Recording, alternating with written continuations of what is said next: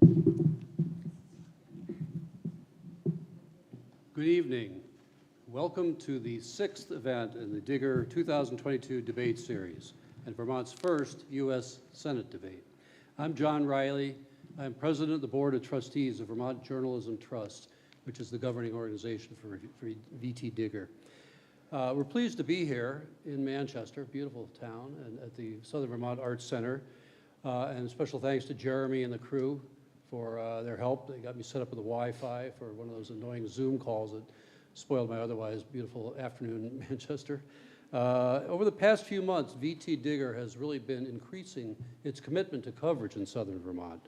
We've increased the number of reporters in the region from 2 to 4 and added a dedicated Southern Vermont editor. It's just crucial to having statewide news coverage. We know that news is very important, local and statewide news, to the readers in this area. Yes, right. Yes, we're all one state. It's so important that we cover. Over the next month, we'll be hosting 3 more general election debates. First Thursday, September 15th, we'll hold an online-only debate for Vermont's open U.S. House seat.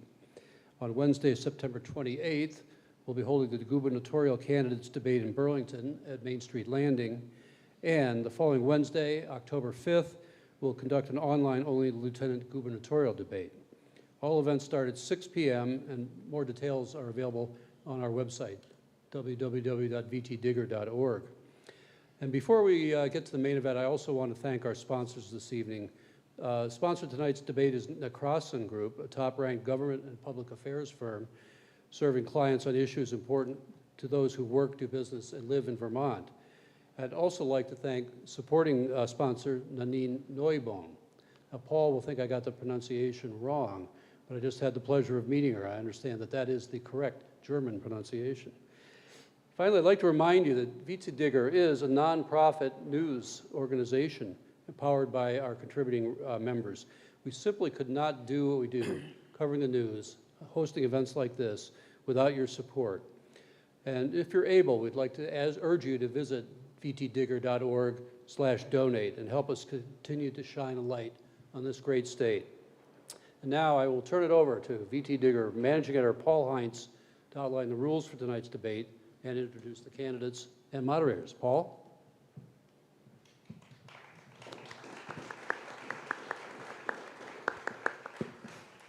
Thank you, John, very much. And thank you to the members of VTDigger and to the sponsors who made this event possible.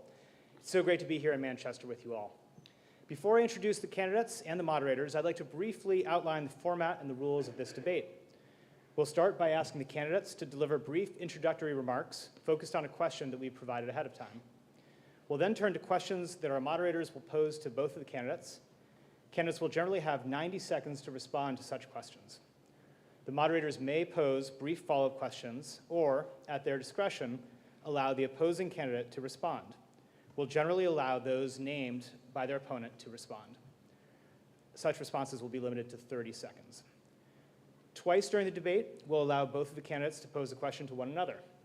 Finally, we expect to end the evening with a lightning round during which the candidates will answer questions in just a few words, and we're going to hold you to just a few words. And time permitting, we'll have closing statements. I now have the pleasure of introducing our candidates and moderators. Joining us on stage are the 2 major party nominees for the U.S. Senate seat that will open up in January with the retirement of veteran U.S. Senator Patrick Leahy. Standing to my immediate right is Republican nominee Gerald Malloy. He's a graduate of the United States Military Academy at West Point and served for more than 2 decades in the U.S. Army. Since retiring as a major in 2006, he's worked in emergency management and business management, and he lives in Perkinsville. Welcome. Thank you.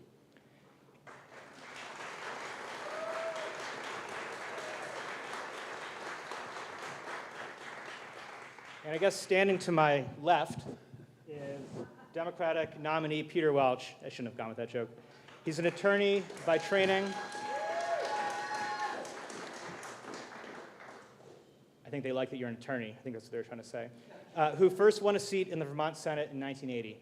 He served twice as president pro tem of the state Senate and won Vermont's at-large seat in the U.S. House in 2006, and he lives in Norwich. Finally, and this is where you should really applaud, I'm pleased to introduce our all-star moderators tonight, VTDigger reporters Sarah Meerhoff and Riley Robinson. Sarah and Riley, thank you. Sarah and Riley, it's all yours. Thank you. Thanks, Paul. We'll begin this evening with an introductory question to each of you, our candidates. What do you see as the most pressing issue facing Vermonters today, and why are you the person to best address that issue as our next senator? You'll have 60 seconds to respond. Congressman Welch. First of all, the stakes in this election are extraordinarily grave. We have a 50-50 Senate, and the question is going to be whether we have a Senate that's going to fight for democracy. The challenges we face in Vermont are coming off of COVID. There's affordability, the cost of childcare, the cost of gas, the cost of housing. There's climate change, where we as a state have been a leader. And finally, the federal government is providing policies to help us, but that is an urgent existential issue. There is reproductive freedom. We have a Supreme Court that for the first time has taken away a constitutional right from all women in this country rather than expand rights. But the fundamental issue that is essential for all of us to make progress in any of these is saving our democracy. It is under threat. I was there on January 6th, but that threat to democracy, take my word, it is serious.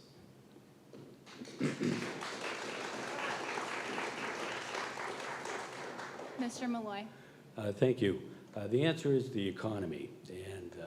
And the truth is, Washington has given us a 40-year high inflation, a recession, record high gas prices, and a staggering $31 trillion debt. It's from massive overspending by Congress, including my opponent, and giving up our oil and gas independence that we had. We will have more hardship and job loss and even possibly the collapse of the dollar. It's time for change. I am the best person to be your next senator because I bring what's missing in Vermont, and Washington, but in Washington, leadership and performance, 42 years worth, including 22 years on active duty in the Army. I also bring common sense, I bring discipline, and I bring the willingness that career politicians are not willing to do this. I bring the willingness to make the tough decisions.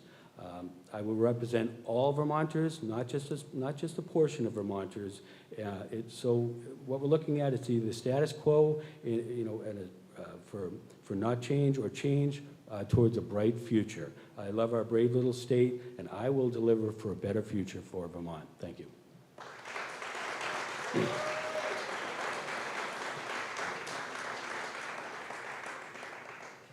For our next question, inflation in the United States remains near a 40-year high, and many economists, including the Congressional Budget Office, have argued that the Inflation Reduction Act passed last month is unlikely to reduce inflation in the immediate future.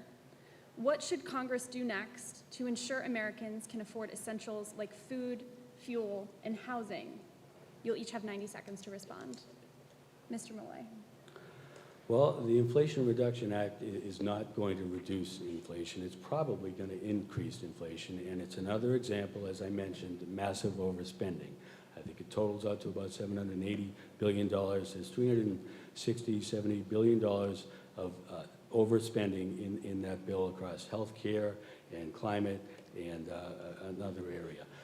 That's the problem that we're facing right now with our economy. The reason we have 40-year high inflation is that we've had massive overspending, $2.8 trillion last year, well over $1 trillion this year. Simple economics, you pump money into the economy, it's going to cause inflation. We've had a horrible response to that, and so we have 40 years, at 8-9%. That's using the old system. It's more like 15-16% actual. To add insult to injury, we have the Fed tamping down. So we actually have even our president with the latest constitutional order, what I consider unconstitutional executive order, spending another $1 trillion. But further overspending while we're tamping down the economy. What most people don't realize is every time we add 75 basis points, that adds hundreds of billions of dollars to our interest costs. We're on a death spiral, so the overspending has to stop.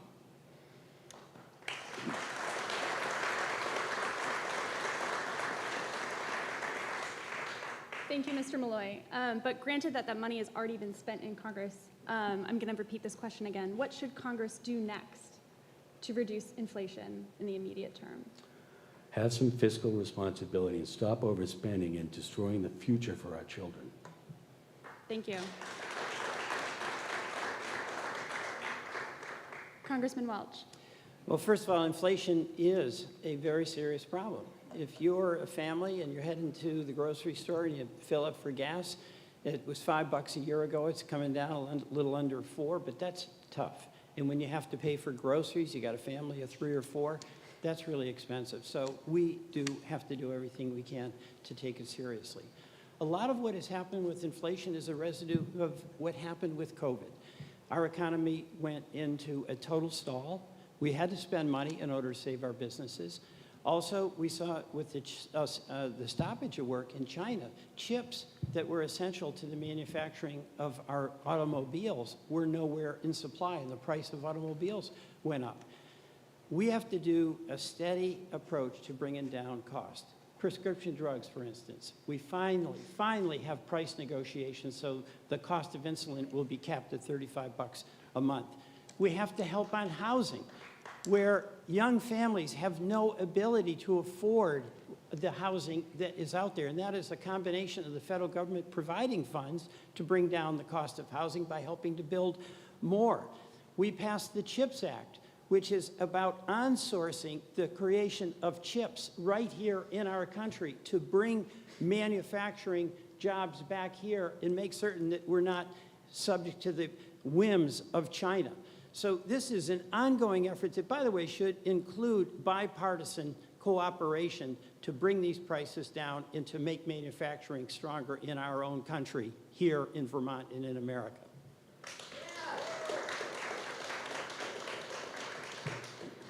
Congressman, like I just did for Mr. Malloy, could you please state what Congress should do next to address inflation?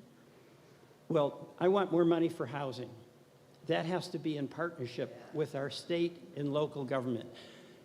We have to help pass support for child care. The average family, young family with 2 kids in Vermont, pays 30% of their income for child care.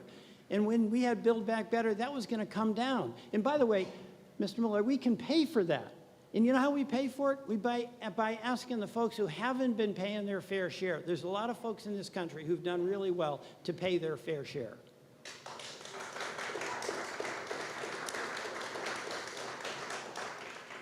I appreciate the enthusiasm of our audience, but there's going to be plenty of time to clap at the end. If you could please hold your applause so we can ask our questions. Thank you. Thank you. For our next question comes from a reader. It comes from Allison Gauthier of Brattleboro. Allison wrote in to ask, with the recent forgiveness of some student debt, I am curious about your ideas on other solutions to the runaway costs of higher education, given the oversized endowments of many institutions and the economic and personal cost of student loans. Again, you'll each have 90 seconds. Congressman Welch. Well, first of all, student debt is really scandalous. When I went to college, if I had a summer job and then I did work study in college, I was able essentially to cover the cost of tuition. Students who work 2 jobs can't do it any longer. So I support the debt forgiveness that's going to help 77,000 Vermont kids, by the way, and their parents. But we've got to get the colleges involved here.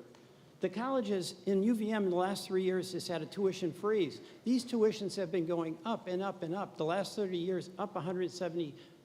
So the colleges have to play a role in this. Also, on student loans, the banks have made out like bandits for a long time. And the fact is the interest rates should be substantially lower than they are. You know, for much of that time when we had really super low interest rates, the government was borrowing at 1 or 2% and charging parents and students 7 and 8%. That is outrageous. That interest rate should have come down to be much lower. And I want to see us do these things to make college affordable. And by the way, that includes support from the state and the local government to help have tuition be affordable so that when kids who are starting out don't start with a mountain of debt that's like a first mortgage on a big home that they don't own but would like to buy a small condo. Mr. Malloy. Well, for the Inflation Reduction Act, for the student loan forgiveness. The issue there is the cost of college, and it has skyrocketed and it's out of control. And that's the issue we should be addressing. I did read a recent article from the president of Purdue University. My son's actually a senior there. President Purdue described how Purdue hasn't raised their prices in 10 years. So there is a model and some strategy out there where you can actually provide affordable education, and there's some good examples there. In looking at this, as I mentioned about the president, and what I consider an unconstitutional act, Congress controls the purse strings, and we have our president who has just decided in an executive order to spend hundreds and hundreds and hundreds of billions of dollars right off the bat, and another $500 billion down the road, for a total of about a $1 trillion further overspending. I have issues with that. I also have issues with the fairness of the Loan Forgiveness Act. For instance, we have students that decided to join the Army, for instance, to pay for their, help pay for their college. They're not getting the benefit of this. It does seem to me to appear to be like an attempt to buy votes, so I'm overall not in favor of it. Our next question. President Biden last week delivered a speech about what he called MAGA Republicans, saying, quote, "They refuse to accept the results of a free election, and they're working right now, as I speak, in state after state to give power to decide elections in America to partisans and cronies, empowering election deniers to undermine democracy itself," end quote. Do you agree with President Biden that this movement represents a threat to democracy? Why or why not? You'll have 90 seconds. Mr. Malloy? No, I do not. I'm disappointed with President Biden's speech. It's further divisive in our already divisive country, and using words as such as semi-fascist, I don't agree with that at all. I want to unify our country, and he's not doing that in speeches like this. We're all Americans, and we need to move forward with solutions and not name-calling. Congressman Welch. We've got a serious threat to our democracy. I mean, one of the saddest days of my life in public service was January 6th. And a mob was assembled. There was money raised by the Trump Organization to bring people. And it was all based on his assertion from the day of the election, actually even before the election, that the election was stolen. He lost by 7 million votes, but he said the election was stolen. And the motto was, "Stop the steal." And there was violence that day. I was in the Capitol when the shots were fired, when the mob was trying to break down the doors of the House chamber. And as scary as that was, and as horrible as it was worse.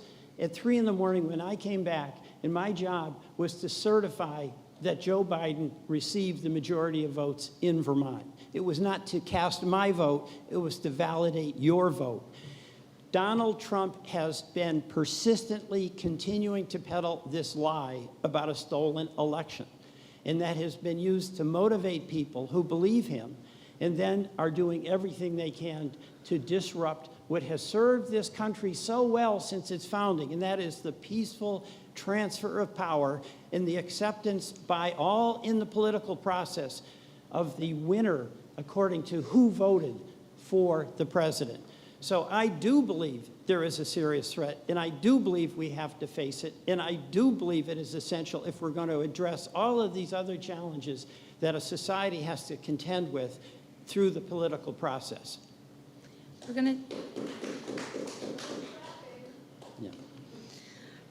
going to stay on this topic a little bit longer, a 30-second follow-up for each of you. Mr. Malloy, do you believe Joe Biden legitimately won the 2020 presidential election? Yes. And Congressman Welch, a question for you. In his speech, President Biden alluded to a legal strategy that could give state legislatures more power to decide future elections, also known as the independent state legislature doctrine. What would you do in the Senate to slow or reverse these types of state-level reforms? 30 seconds. Well, I would support the Electoral Reform Act that has some bipartisan support with Susan Collins in Joe Manchin. You know, the job of a member of Congress when it comes to certification is not to impose his or her judgment. It's to certify that the people of Vermont voted for whoever it is the people of Vermont voted for. If they voted for Trump, I would have certified that Trump won. They voted for Biden, and I certified that Biden won. So the idea that our state legislature or any state legislature could strip away the rightful place of individuals to select their leader, I adamantly oppose. That is the end of democracy. Yes or no, Mr. Malloy, would you vote in favor of the Electoral Reform Act? I'd have to review it closely. I'd have to review any act before I could really say one way or another. Okay. In light of the U.S. Supreme Court's recent decision to overturn landmark Roe v. Wade case precedent, thereby striking down the federal right to an abortion, numerous VTDigger readers submitted questions on abortion rights for this debate. Congressman Welch, you've stated numerous times on the record that you support the right to an abortion. What measures would you take in the U.S. Senate to expand abortion access, and how would you get it across the finish line with a razor-thin Democratic majority or possibly minority come January? Well, there's two things. I mean, first of all, as I said earlier, it's a staggering decision by the Supreme Court to strip away a constitutional right that women have had for 50 years. In the House, I have already voted for, and we have passed in the House, the Women's Health Protection Act that would restore reproductive freedom to all women in this nation. In the Senate, if I were there now, I would vote for it, and I would vote to end the filibuster if that's what it took for us to have an opportunity to pass that with 50 votes in the decision of the Vice President. I will not stop. I will not compromise on protecting reproductive freedom, not just for women in Vermont. I'll be voting for Proposition 5, but for all women in this nation. Your right to make your own reproductive choices should not depend on the zip code you live in. A quick follow-up for you, Congressman Welch. In your nearly 16 years served in the U.S. House, what specifically have you done to protect and expand access to abortion? You know, we've incredible leadership of women in the Congress who have been our leaders in every item, every bill that has done anything to expand access to reproductive choice. Everything that has allowed for us to fund health care for women, I have supported from top to bottom, consistently and always. Mr. Malloy, to you. Republican lawmakers, including Senate Minority Leader Mitch McConnell of Kentucky, have said that they would consider passing a nationwide abortion ban should they win back the majority in Congress. Would you support such a ban? Well, I supported, I talked about that I thought per the Constitution that Roe v. Wade should be overturned and go to the states respectively as to people, exactly what it says in the 10th Amendment. That happened. It took 50 years. It went to the states. It's not coming back. I don't think there's any action for me as a U.S. Senator because that is a state issue. That's the only way I will impact Vermont is with my vote as a Vermonter. It's a state issue. Again, would you vote in favor? It would never come back up, in my opinion. It's a state issue. That's not what federal Republican lawmakers have said. They have said that they would propose such a plan. No, I would not. If it would, I believe it belongs at the state. So if it were to somehow come up again, which I really don't think it will, I would look at that, but I believe it belongs at the state. So you'd vote no? I'd have to look at it.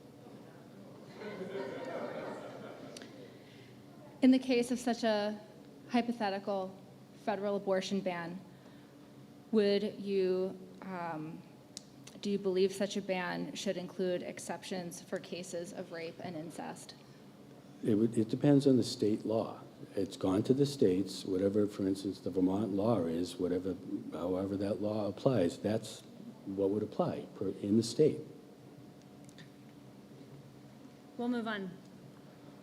The U.S. Supreme Court's decision have become increasingly polarized, and the Senate confirmation votes for new justices are now more often taken on party lines. As a senator, what are the litmus tests or criteria you would use when deciding to vote to confirm new Supreme Court nominees? Mr. Malloy.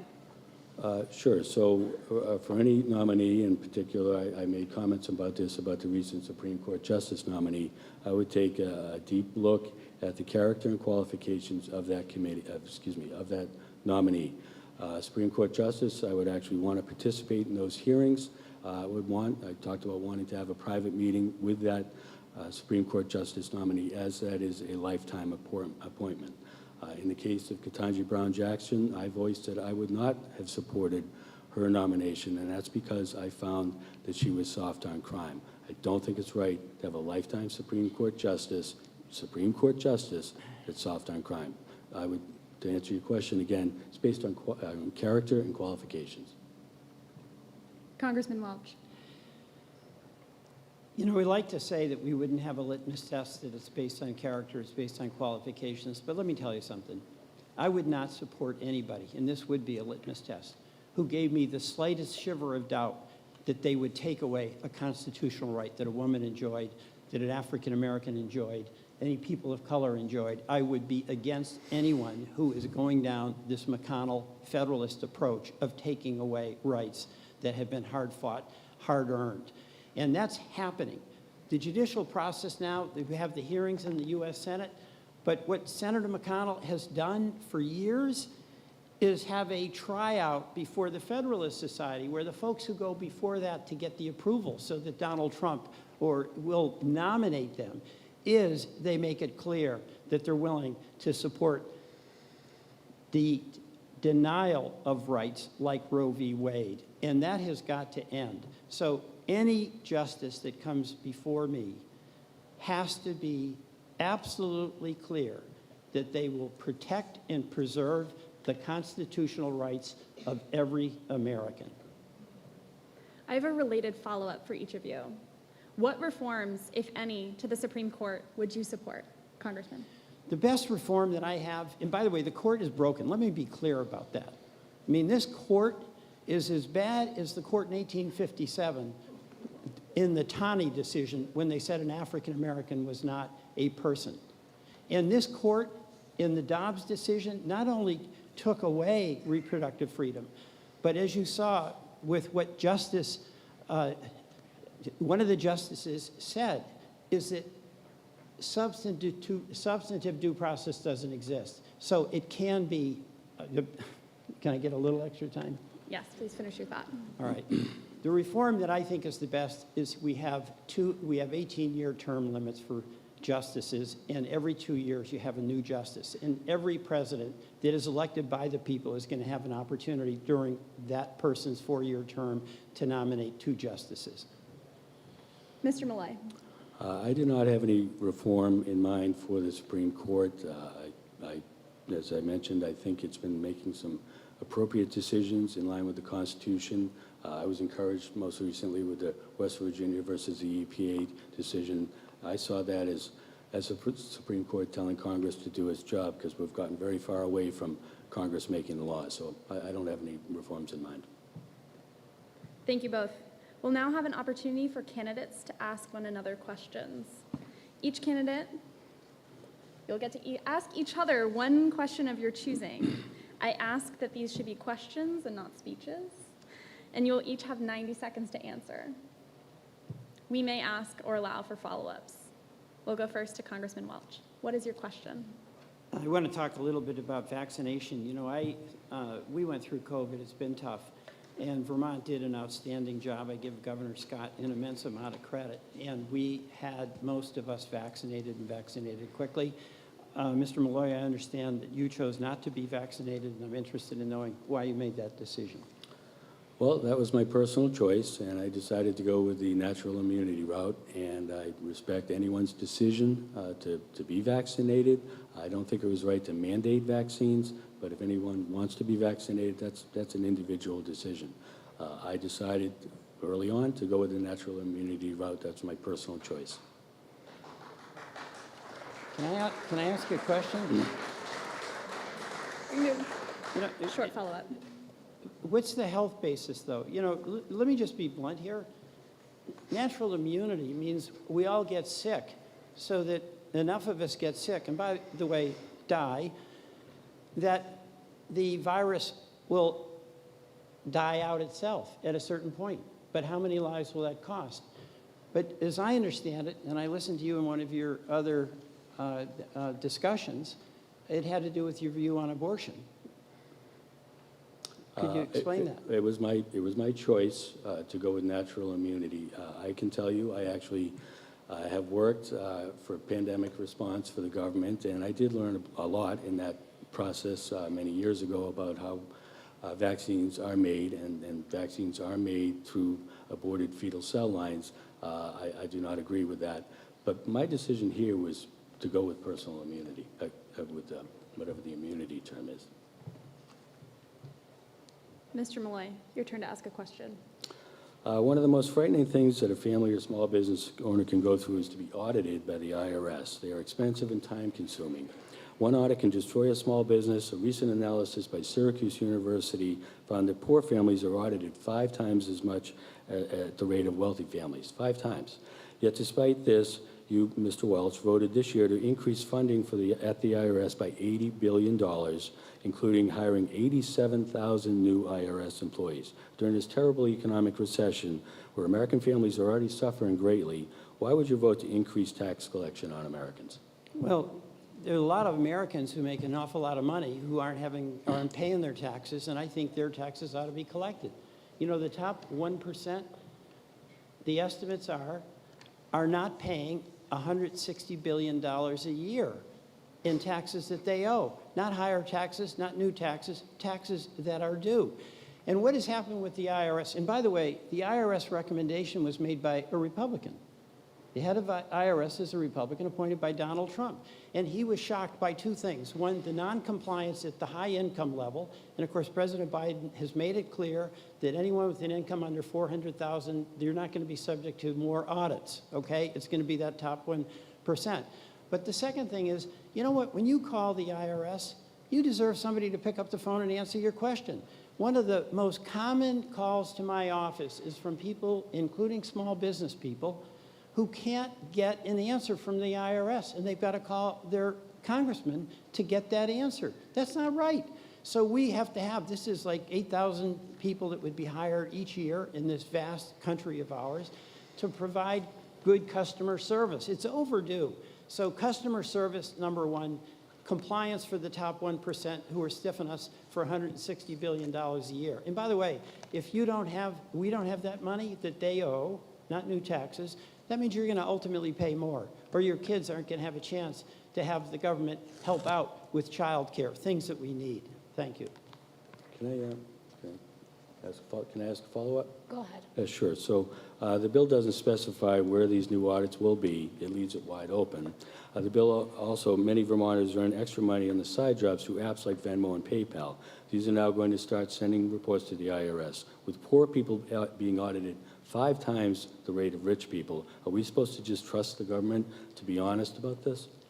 You know, I've been dealing with this for a number of years, and what I'm getting are 2 things, as I said, Mr. Malloy. One of the calls are people are just exasperated. They don't know where the refund is. They can't get an answer on a deduction. And number 2, that absolute rampant noncompliance. Janet Yellen, the Secretary of Treasury, the President, and really Republicans and Democrats together do not want to hassle everyday folks who are struggling to pay the bills. But we do want good service for citizens, and we do want the very wealthy to pay what's due. Thank you both. We'll have another round of candidate-to-candidate questions in a bit, but for now, we'll return to questions for each one of you. Several VTDigger readers submitted questions regarding the U.S.-Mexico border and immigration policy. How would you propose the U.S. reform its asylum, immigration, and citizenship processes for those seeking to enter the country? You'll have 90 seconds. Mr. Malloy. Sure. So we are a nation of immigrants, and I am in favor of immigration reform and provision and developing policies related to that. I'm in favor of legal immigration, not illegal immigration. And you've probably heard me, I am in favor of putting up a wall, but that's to stop the drug crisis and the human trafficking crisis that we have right now.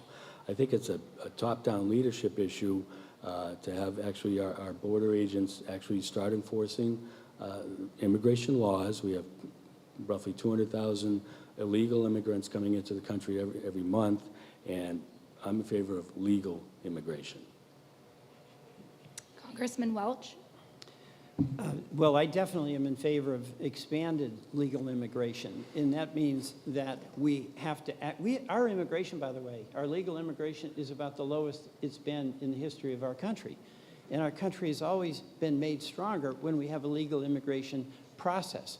So I am one who is very much in favor, hopefully on a bipartisan basis, to increase the number of people who are allowed to apply and go through a legal process to be an immigrant and become eventually an American citizen. Secondly, I do think we have to give relief to the dreamers. And of course, these are young children, oftentimes 5, 6, 7 years old, who were brought here when they were that age. And the only country they know, in many cases the only language they speak, is English. Many of these people served in Iraq, in Afghanistan. They need a pathway to citizenship, and I favor that.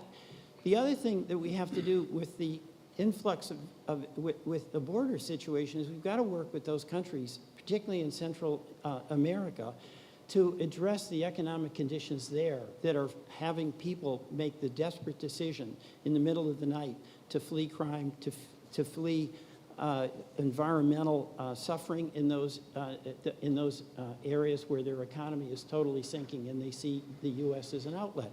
So it has to be a comprehensive approach and one that is not just politicized as it has been for so many years.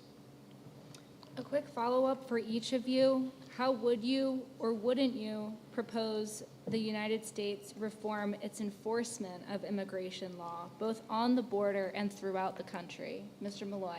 Well, I talked about, I think it's a leadership issue that we're not enforcing our immigration laws at the border. And I would look to influence that, and that comes from the president and the executive branch. But as a U.S. Senator, I would look to have our border agents actually enforce our immigration laws. Congressman Welch. We need more judges, more administrative officers to assess the claims as quickly as possible so that there can be a fair hearing when a person is seeking asylum. And that has to be funded, that has to be staffed, and that is a way in which we can begin to make progress. But as I said earlier, there also has to be a commitment to making legal immigration more accessible, legal immigration more accessible. And there also has to be a commitment to addressing some of the reasons why so many people are trying to cross the border illegally, as well as the enforcement. Congressman Welch, excuse me, I'm sorry. We'll stay with you for the next question. You pledged in this campaign that you would no longer accept donations from corporate political action committees, or PACs. But you had previously accepted corporate donations in your 8 previous congressional runs and carried over funds from those past campaigns to this one. If you now think it's wrong to take money from corporate PACs, why did you do it during those 8 previous campaigns? Well, all of my contributions and all of my expenditures are disclosed. And every one of my votes is based on my judgment about what's best for voters. And the PAC contributions is, for many people, a symbol of how our campaign system does not work. I happen to believe it doesn't work, and it's one of the reasons I have the endorsement of End Citizens United. What has happened in this country is the PAC contributions are one thing, but those are limited to $5,000. What's really astonishing since Citizens United is that dark money, that is $1 million check, can be written by a person whose identity is not disclosed, can be sent to a state and it start influencing elections. So we have got a real frustration in this country with how broken our campaign finance system is. I am supported by Citizens United in part because I've been a longtime advocate for campaign finance reform, including public financing of our elections. A 30-second follow-up for you, Congressman. Your campaign this year is still accepting large donations from industry PACs, including ones that represent medical, agricultural, real estate, and retail businesses. How do trade pacts like these represent the interests of everyday Vermonters? Well, it can be a labor PAC where you've got individuals who are part of the union or contributing to the PAC. It can be farmers who are contributing to the PAC. And keep in mind, that amount, the most it can be is $5,000, and it has to be disclosed. So I am proud to get contributions from people through their joint effort to contribute to my campaign. And I got to tell you another thing. In this election, the biggest question is the $200 million super PAC that Mitch McConnell has and can use anytime, anywhere, for any reason. But it won't be because he particularly cares about Vermont. It will be because he wants to get the gavel and be the majority leader. Mr. Malloy, I'm really sorry. Do you believe corporations and industry groups should be permitted to fund political campaigns? Why or why not? I hadn't given it that much thought, but I would say yes. Would you like to elaborate? You have 90 seconds. I don't have really much elaboration. I can say I do fundraising, and I have raised some money. I don't have $3 or $4 million. I maybe have 5% of that. But if corporations are interested in supporting a candidate, I don't seem to see the need to restrict that. Do you believe there is anything wrong with the current system of political contributions?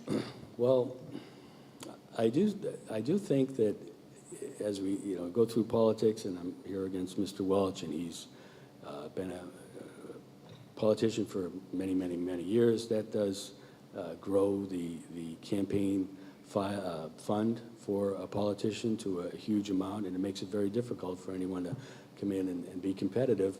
So I think I am somewhat interested, or actually interested in term limits, and I think maybe part of that could be have some language in there in terms of managing the funding amount for elections. For our next question, weeks after Russia invaded Ukraine and gas and oil prices skyrocketed both domestically and abroad, the Biden administration in April announced plans to resume selling leases for new oil and gas drilling on federal lands, breaking a campaign promise of the president. As a U.S. Senator, how would you balance U.S. energy independence with protecting the integrity of federal lands and larger climate goals? Do you support increased drilling on federal lands? Mr. Malloy.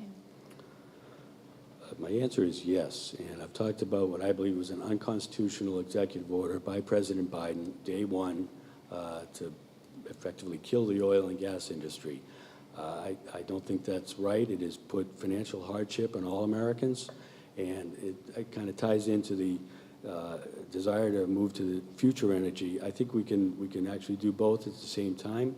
I'm not in favor of what I call a crusade to kill the oil and gas industry. It has caused, that is the reason why we had $4, $5, $6, $7 a gallon gas. We had oil and gas independence here in the United States, and we lost that. It's the reason now, our president has gone to the strategic reserves. They're at 1984 levels, and he's gone to some other countries seeking oil from them. I am in favor of developing future energy capacity. Some of my overall objectives ensure we have oil independence across oil and gas, future energy, critical technology, and food. But I thought that day one executive order was unconstitutional. I realized just now that I asked you multiple questions in one go, so I want to be really clear. Your answer, yes. Was that do you support increased drilling on federal land? Yes. Thank you. Congressman Welch. Number one, I favor energy independence. Number two, I don't favor more drilling on federal lands. And number three, I want to address what is a premise in your question. The oil companies are gaming us. They have leases on which they can drill right now, and they're not drilling. They have many wells that they could start producing, and they're not doing it. And Congress couldn't even stop them. They've got a good deal going. The price of oil went way up. They can make money without drilling, just by raising the price. They've got monopoly pricing power, and they have been ripping us off. That's true. You know, we have a challenge here because of what happened in Ukraine, and all of us want to do everything we can to help the folks in Ukraine thwart that invasion by Vladimir Putin. But it's had a real consequence. And you know what? Why couldn't the oil companies just lighten up a little bit? They're making record profits, literally record profits. They've never had such a rich moment. Why couldn't they just lighten up on those price increases? Maybe lighten up a little bit on those stock buybacks they're spending billions of dollars on? Maybe give us a break at the pump? They could contribute to our well-being by taking the pressure off everyday American families who are really getting hurt at the pump. Thank you both. Several VTDigger readers submitted questions related to the F-35 fighter jets stationed at the Vermont Air National Guard Base in South Burlington. Activists expressed concerns about noise pollution for years before the jets arrived. Nearly 3 years into their operation, some residents still describe persistent disruptions. Some said they feel like they had no choice but to move. Congressman Welch, we'll start with you. You supported the F-35 program throughout the basing process. Do you maintain that position? Do you have any regrets about doing so? I do maintain the position. I mean, the question, we have an Air Guard. We're very proud of our National Guard. Air Guard needs airplanes. There was a comprehensive approach that I was not directly involved in to decide where to recommend the basing of those F-35s, and the decision was to have it be in Burlington. Now, having said that, that's tough on some folks in the neighborhood. It really is, because there is noise associated with that. And I've been a persistent advocate for noise mitigation, including buying up homes at a fair price, if that's what the choice is. So, no, I continue to support it, but I continue to work as hard as I possibly can to mitigate the impact on the community, and I'll continue to do that. Thank you. Mr. Malloy? Do you believe, I'm sorry, I should expand on that since, anyway. Do you believe that the F-35 program should remain at the Burlington Airport? I do. That's part of our national defense, and I actually have walked up and down Williston Ave, and I call that the sound of freedom. I've actually written about this in 7 days, and if there is concern with the noise, I would engage the stakeholders involved, the local community and the businesses. I would also discuss possible relocation, if that was a possibility, with the military, but I do support it at this point. Thank you. Mr. Malloy, we're going to stay with you. This is your first campaign in Vermont, where you've lived for about 2 years, and you're running for one of the highest offices available. Why did you decide to run for this seat and not a lower office, such as a legislative seat? Well, I looked at my career, and I think I'm going to be a great U.S. Senator, and I have 42 years of highly relative service and experience, military, government, business, particularly the business. The last 11 years, what I've been doing is engaging customers and listening and developing solutions for mostly government customers in the Washington, D.C. area. I think that's very applicable to how I can serve Vermonters. Across my experience, I've worked with 20 NATO partners and allies. I've worked in Europe and in the Middle East and Asia. I'm a combat veteran. I led a battalion's operations over 400 kilometers, firing 650 MLRS rockets, helped defend a nation, liberate an ally, and defeat an enemy. Our country is going in the wrong direction, and when I looked at Senator Leahy retiring, that's when I thought. I campaigned all across Vermonters, and Vermonters want change. I live here right up the road in Perkinsville, happily married. I have 4 children. I have 3 children in Vermont, Vermont schools. I'm not disconnected. So I feel I am actually the best candidate to serve all Vermonters, not a portion of Vermonters, but all Vermonters. Congressman Welch, you've been a member of Vermont's delegation for nearly 16 years. Vermont remains the only state in the nation which has never sent a woman to Congress, nor has it sent a person of color. Further, Senator Leahy's outsized influence in the Senate was possible in large part because he was first elected at the age of 34, which gave him decades to build seniority in the chamber. If you win in November, you will be 75 when you take office. Given this context, why did you believe it was important for you to run for this seat instead of making space for a new generation of leadership? January 6th and what we saw leading up to it. You know, no one is too young, no one is too old to serve their country. And our country is imperiled. And when I talked to Vermonters after January 6th, the dismay that was expressed that this was actually happening, it was an effort to overturn a peaceful election. And the question people asked me constantly is, Peter, what can I do? And you know, each of us had to make a fundamental decision about whether we were going to just get depressed because of what happened, or we were going to try to find a way with our own circumstances, our own abilities, our own situation in life to be helpful. And the challenge we face now, it's an all hands on deck moment. And I have served 16 years, and I have relationships with members of the House and the members of the Senate. And most importantly, I have relationships with the people of Vermont. Nothing makes me prouder than to serve Vermonters. And what the challenges are that we face, they're not something that's going to be dealt with by seniority. They're going to be dealt with on January of 2023. We do not have time to waste, no time to spare to protect our democracy.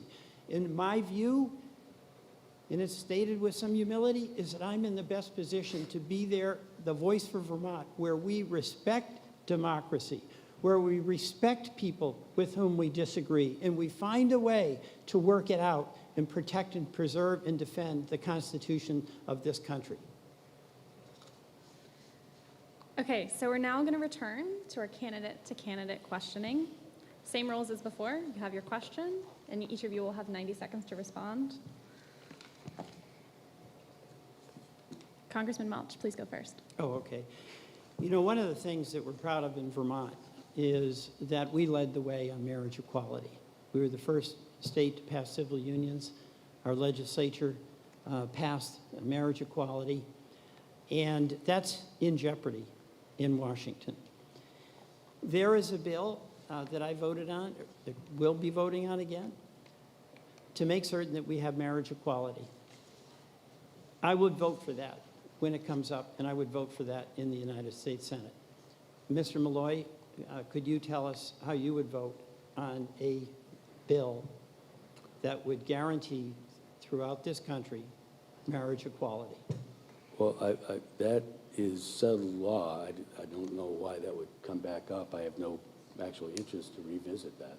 But if marriage, what was it, marriage equality? Marriage equality or use of contraceptives or gay marriage did come up. I have no issues with any of those at all. I want personal freedom. Mr. Malloy, what is your question? My turn? Yeah. Oh, thanks. Vermont voters are well known for being independent thinkers. This is why we've had a Republican as our governor since 2016. Yet despite this independent spirit, your voting record, Mr. Welch, has aligned with Nancy Pelosi 99% of the time, who's from California. Mr. Welch, are you representing Vermont, or are you representing California in your own political ambitions? Well, you know, I'm proud to represent Vermont. And every vote I make is based on my best judgment about what is the best thing that we can do for Vermont. If you're asking whether I've disagreed with President Biden at times, yeah, I have. He's wrong on ethanol. We should not be subsidizing ethanol. It's bad for our small engines. It's bad for our grain. It's bad for our farmers and the cost of grain. So the decision is not based on how anybody else votes. It's based on what I believe is in the best interest of Vermonters. And by the way, you left out, there's been a lot of times I've even voted with Republicans. And in fact, I've worked with Republicans on bipartisan legislation. So I'll continue to do that. And my reputation in the State House when I served as Senate President and in Congress is that I want to work with anybody who wants to work to solve problems that we share in common, like broadband. I worked with Republicans to get the PACT Act passed, and that was to finally get health care for our men and women who served in Iraq and Afghanistan and who were exposed to these toxic burn pits. And it was a couple of women, widows, here in Vermont. And I don't know what their political affiliation was, but they were the ones who came to me and led the charge. And I congratulate Pat Cram, and I congratulate June Heston But my service is about serving Vermonters. And it is the joy of my life that I have the opportunity in this job as your member of Congress to be able to help when and where I can. Can I make a rebuttal? Sure, go ahead, Sure, 30 so I'd seconds. like to respond to that with a specific example, please. Vermont is very pro 2A state, and I have a 100% AQ rating with the NRA. Mr. Welch has a 0 rating with the NRA, just like Nancy Pelosi has a 0 rating with the NRA. This shows that Mr. Welch is more interested in representing Nancy Pelosi than in representing Vermont. Do I get to answer that? Quickly. It may show I actually care about protecting our kids in schools. I mean, what happened at Uvalde? You know, what almost happened at Fairhaven, Vermont? I mean, this is serious, folks. We know it. And do we really need to have AK-47s, weapons of war, available to an 18-year-old? Seriously? Do we need that? The Second Amendment, I respect it. And I certainly respect the Vermont tradition of safe gun ownership. But you know what? There's got to be some safeguards to protect our kids. They got to be part of the equation here. Thank you. I apologize for jumping around a bit here, but Mr. Malloy, I have a follow-up question for you regarding Congressman Welch's question on marriage equality. You describe marriage equality for LGBTQ people, for interracial marriages as settled law. That was also the prevailing belief on Roe v. Wade. Several of the sitting Supreme Court justices said as much when they were confirmed and then later voted to overturn Roe v. Wade.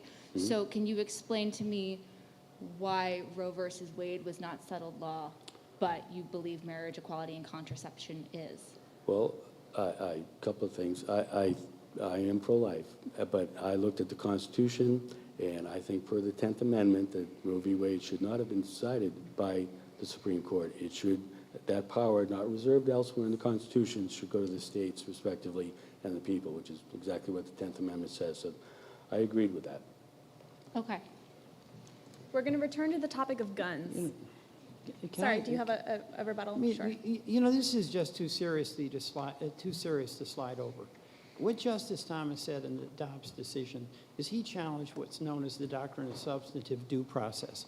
And they have this crackpot theory called originalism, where if something wasn't in the Constitution in the 1700s when it was written, then it doesn't have any entitlement to constitutional protection.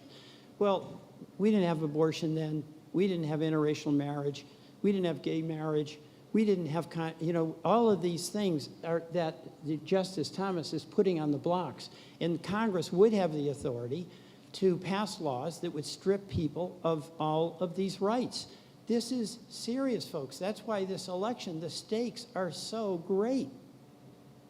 Can I have a furthermore? As you were asked the follow-up, you can have a final rebuttal. Yeah, abortion is at the states. It's a state issue. I'm running to be a United States Senator. I want to represent Vermont. I don't want to control Vermont. Thank you. So now we're going to return to the topic of guns. Question for each of you. If you could change one federal gun law, what would it be and why? Congressman Welch. I'd beef up the background checks. You've got to make certain that the person who is applying to get a weapon passes the background check. And there's the Charleston loophole that was the reason why that killer at the church in Charleston was able to get a gun to do his violence. So I think that's a place to start and go from there. Mr. Malloy. I am not in favor of any additional gun control. I believe in the Constitution. I served over 22 years to support and defend the Constitution. I believe it's the exact same oath that a U.S. Senator takes. I do believe we have a health care issue in the United States, and we need to increase our health care capabilities. My heart goes out, and I've prayed for the people of Uvalde and Buffalo, but I believe that's a mental health issue. You're both running for the seat being vacated by Senator Patrick Leahy, who has been involved in a wide range of policy issues over nearly 5 decades in the chamber. The question is, what would you do differently from Senator Leahy? Congressman? You know, I've had an answer for every question, but you kind of stumped me on that one. My first campaign was in 1974 when Patrick ran for the U.S. Senate the first time. And I got to tell you, working with him these past 16 years, hand in glove, discussing what we need to do, how we can cooperate and coordinate, I'm very proud of his service, and I don't second guess his decision. I felt a great honor to be able to be a team member with him and Bernie that I have been for these past 16 years.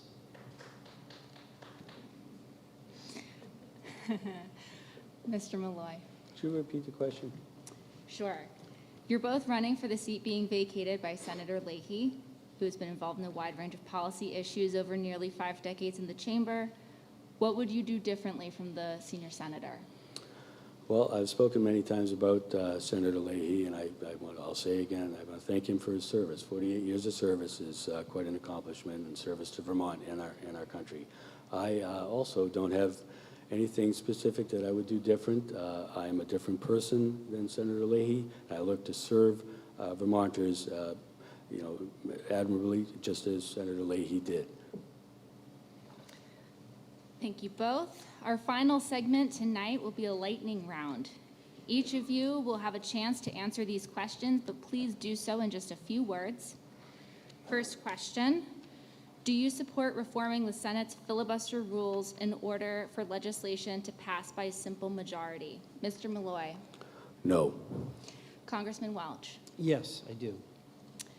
Do you support the use of earmarks in the congressional appropriations process, which allow lawmakers to seek federal funding for specific projects in their states? Congressman. Yes, and I do it as long as they're public and transparent. Mr. Malloy. Yes, with limitations. Assuming your party has control of the chamber, who would you support as Senate Majority Leader? Mr. Malloy. I have not made my mind up on that yet. I would want to meet several individuals. I will say I had a great meeting with Senator Joni Ernst, and she would do a great job. Congressman.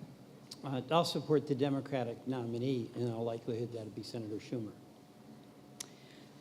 Should Congress grant statehood to Washington, D.C. and Puerto Rico?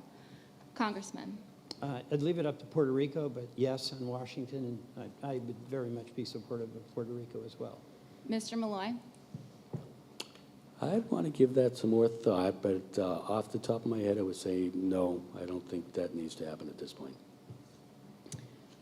Should the Electoral College be abolished? Mr. Malloy. No. Congressman. I'm open to it. I think majority vote is what should determine who our president is. And what we saw with the Electoral College is in several of the recent elections, the person with minority votes is the one who ended up getting the majority of the Electoral College. So I think it does need to be reformed. This is the lightning round. Oh, sorry. Sorry. Back to you, though, Congressman. Should Joe Biden run for president again in 2024? You know, I think he's doing a great job, and I'm going to let him make that decision. If he does, I'll support him. Mr. Malloy, should Donald Trump run for president again in 2024? I would leave that up to President Trump. Do you support legalizing marijuana at the federal level? What about other drugs? Mr. Malloy. I would consider legalizing marijuana for use in VA facilities because I've had people come up to me and tell me about the benefits of medical marijuana. The VA is not able to use it at this point, so I would consider that. Other drugs? That's the only one I'm considering at this point. Congressman? Marijuana, yes. Other drugs, no. Vermont is home to less than 646,000 people. Just south, New York State is home to roughly 20 million. Both states have 2 members in the United States Senate. Do you believe the structure of the Senate should be reformed? Congressman. The functioning of the Senate should be reformed, but no, every state should have 2 senators. Mr. Malloy. No. Do you support the use of safe injection sites? Mr. Malloy. No. Congressman. I favor harm reduction, and there's got to be community participation if there's going to be such a site set up in a community and affects other people. If the community were in favor of it, would you support it? I'd be open to it. But the community has to be involved. And you know, this is lightning round, I get that. But some of these things require real engagement, so you're not making a community deal with a situation that hasn't been fully worked out. Okay, thank you both. We'll now offer each of you an opportunity to make a brief closing statement. You'll have 60 seconds. Mr. Malloy, you first. Thank you very much for this evening. So we the people are at a critical juncture. Washington has led us to a bad state of the union, but Vermonters can vote for change towards a bright future. I offer 42 years of experience and leadership, demonstrated leadership and performance. That includes 22 years on active duty in the Army. I will serve under the values I learned at West Point, which are duty, honor, and country. I will protect your constitutional rights. And any Vermonter that wants to see me will have the opportunity to see me, and I will address your issues. Voting reminds me of a saying I had when I was a paratrooper that was, when you jump, it's just you. And when you vote, it's just you. And I would ask you to think about what Senator Leahy has talked about, that I vote with your conscience. The economy, drug, and crime crises are not going to get better unless we make changes. I ask for your consideration and I ask for your vote. This veteran will serve and fight for all Vermonters. I will deliver a better future for all Vermonters. May the 14 stars shine bright.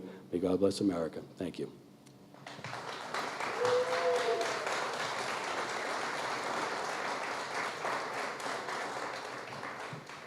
Congressman. Thank you, Vermont Digger. Thank you, Mr. Malloy. You know, it's a really tough time that we're in this country. We've come off COVID, and we're really not all out of it, especially the economic consequences. The political dialogue and debate is really making people upset, and understandably so. But you know what? We're starting to get things done. The things that we've gotten done in the last couple of months, the first major federal commitment to addressing climate change that is going to have policies that help unleash the market and the dynamic of the marketplace. Our first gun safety legislation, the burn pits legislation led by 3 Vermont veteran widows, the prescription drug price negotiation where we're going to cap the cost of your insulin at about $35 a month, the CHIPS Act where we're going to be onshoring manufacturing of these advanced chips, building jobs here and creating independence here. The infrastructure legislation that's going to allow us to make our roads and bridges safer. We can get things done.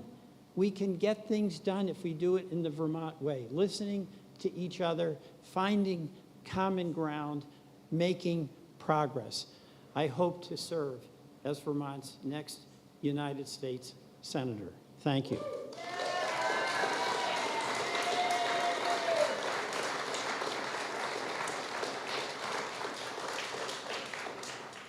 Thank you to our audience. Thank you to both candidates for joining us this evening. That concludes VTDigger's U.S. Senate debate. Please stay tuned to VTDigger.org for upcoming events in our Digger debate series. We will also have a U.S. House debate coming up 1 week from today. I also want to thank other members of the VTDigger staff who helped put this together, including Mike Doherty, Paul Heinz, Natalie Williams, Kate Olney, Libby Johnson, and Taylor Haynes. Can I say one more thing? It's not political. Rest in peace, Queen Elizabeth.